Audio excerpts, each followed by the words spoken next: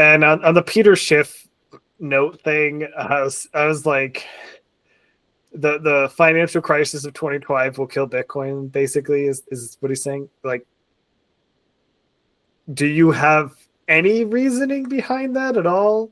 Because I could make the statement that, you know, gold was born out of the ground, and people dug it up back in the olden days, and they thought, wow, this is kind of hard to find, and it's worth some money, and you know, that's great. And now in 2025, we got too much gold. Gold's gonna die, or it's no longer worth anything. Like I can say bullshit too, you know. Like I can, you know, I can just straight up say stuff that is completely illogical and has no um, reasoning behind it.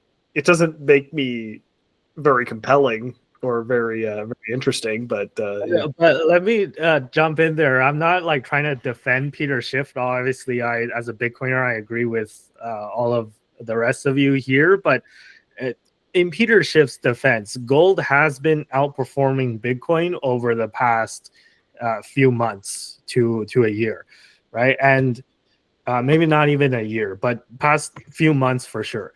And actually, I just checked the gold price before we started the show, and it's hit an all-time high just as we are speaking right now. I hit 3,200 USD per ounce just right now. And for it, obviously, that's what's causing Peter Schiff to kind of take a victory lap and everything like that. But I've also heard of another theory. Then this was like something that I forgot to include in the docket, but I should have. So I'm just going to impromptu insert this as a third piece of our kind of story about, you know, Bitcoin and M2 and Peter Schiff and whatnot. There's a theory that's out there that that's proposed by Michael Saylor, and it was popularized by that Josh Mandel, who the guy who predicted the 444K Bitcoin cycle top. We'll see if that prediction comes true. But he predicted the 84K, you know, Bitcoin support point on Pi Day or on March 14th, and it hit exactly. So this theory proposed by Saylor and Mandel, they're saying that basically the U.S.'s plan is to acquire a bunch of Bitcoin, and then while acquiring Bitcoin, they're going to do it secretly, and then they're going to do a lot of things that rock the boat on purpose to pump gold's price up. And then once gold's price is pumped to a certain extent, they might I don't know, revalue the gold certificates that they have, because for some reason they never mark to market the value of their gold certificates, which you know, it's at like 1970s level, so it's at like 40 something dollars per ounce, and now it's just hit 3,200. So if they marked it up to 3,200, they all of a sudden have a bunch of assets that they can use to borrow money with as collateral. And then the plan is to pump gold as much as possible, revalue the gold certificates, dump the gold certificates, buy a bunch of Bitcoin, and then in one swoop, it'll, like, if the US dumps its gold supply, then it'll crash the price of gold, and then it'll rocket the price of Bitcoin. And the US is sitting on like the world's largest supply of Bitcoin at that point. And then all the other countries, especially the BRICS nations, which are kind of the anti-NATO alliance that includes Russia, China, and all that stuff, they've been all stacking gold like crazy, especially China, right? So China's like filled their treasury with this, you know, a bunch of gold, but the US is gonna like, you know, try and jack up the price of gold on purpose at first, and then dump all the gold at once, and then switch it all to Bitcoin, and then you just demonetize the entire Chinese treasury, and you've upgraded your treasury from analog gold to digital gold in just one move. So that's what Michael Saylor was suggesting that the US should do. And the question is, like, does does the Trump administration really have the vision to execute this plan? That's like kind of the biggest question. And is there a chance that that's secretly what's going on? Is Trump actually, or if Trump's not, you know, aware enough of the meaning of Bitcoin, maybe he has advisors that could help him execute this plan. But do you think that there's a chance that that's could be what's going on? I think that structurally, this I've heard this theory too, and I think that from a structural standpoint, it's like a baller move, and it would be like amazing. Okay, but like here's where I will say no, I don't think they're gonna do that. Is that like one of the most important like lessons the war this I know that the treasury is not an investor, but I'm still putting the treasury in like the category of an investor. And like one of the most important lessons that Warren Buffett has to say about investing is that people who have good temperament are the ones who do the best in the market. It's not the smartest person, it's the person who has the right temperament. The person who's able to like take on a 50% drawdown in their stock on bad news, or the person who's not gonna do something erratic in the market. And I just like when I got became a Bitcoiner, I owned a lot of Tesla shares. And the first question I asked myself was, should I sell all my Tesla shares to buy Bitcoin? And I decided that that wasn't a move of the correct temperament. That you do not just sell off all your businesses in order to get into the next big thing. Like if you own a laundromat, you don't sell the laundromat the second that your land value goes up and invest in another business. You use things like leverage. You find ways to use your asset in order to buy other assets. That's a temperamental move. And if I'm going to apply the same logic to the US Treasury, it is not a temperament, it's not the right temperament to sell your entire gold stock in order to buy Bitcoin. And it is not, it is an incredibly dangerous move because I do believe that gold is here to stay. And I believe that gold will always be like foundational money. Even in a world where hyper Bitcoinization occurs, I still think gold is going to be there as like kind of like a legacy challenger to Bitcoin. It will still play a role in the world.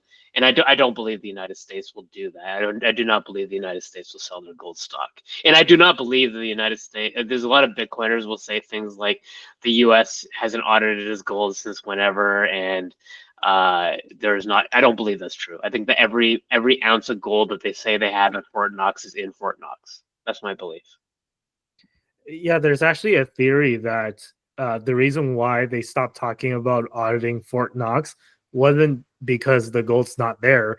It's because they have too much gold and they don't want to reveal that they have too much, because then people will be like, how did you get this much gold? Right? Like, what's the CIA been doing all these years? They don't want people to kind of breathe down their necks about having the gold, right? So I think that that's actually another scenario that's maybe even more likely than them not having the gold, because I can see that definitely being a thing. Tristan, your thoughts? I definitely think it's more likely that the Fort Knox is more gold than it has less gold, just based on the actions of the U.S. government, CIA, all those guys. Uh, I feel like there's been some backroom deals that nobody knows about, in which significant amount of gold has been exchanging hands. And by exchanging hands, I mean flowing to the U.S. So I suspect that's the more likely reasoning behind it. Um, I'm not sure about the certificates thing. Like, I think what Sunil was saying, it doesn't make a lot of sense for them to go like 100% into Bitcoin from gold. That's like extremely risky, even if you're a hard Bitcoin, even if you're really like positive that Bitcoin's going to go to the moon.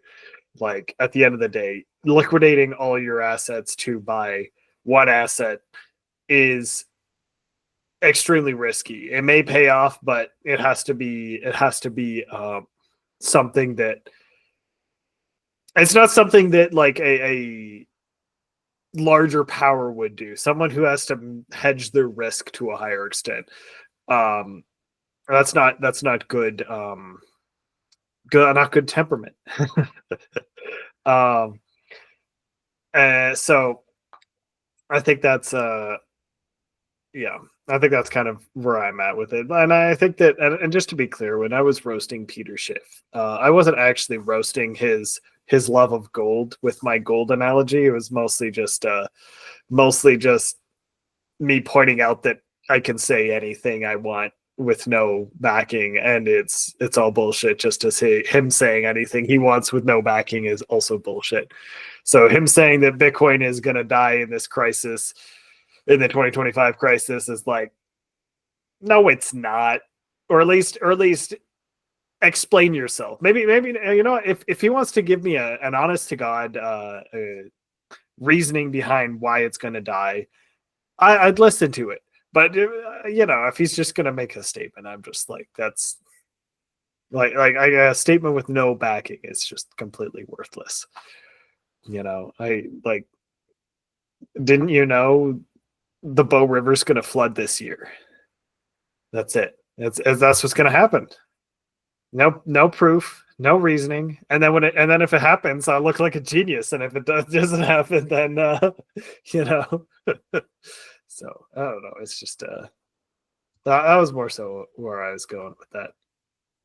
Yeah, and that's why, as Sunil said, I think Peter Schiff is he's a secret Bitcoiner. Like, if you actually, I watch his show sometimes, and basically, besides when he talks about Bitcoin, I almost pretty much agree with what Peter Schiff is saying, like 90% of the time, right? Like, the only 10% of the time that I disagree with him is when he talks about Bitcoin. But if you look at what Peter Schiff actually stands for, his like thought process is almost the exact same as a Bitcoiner.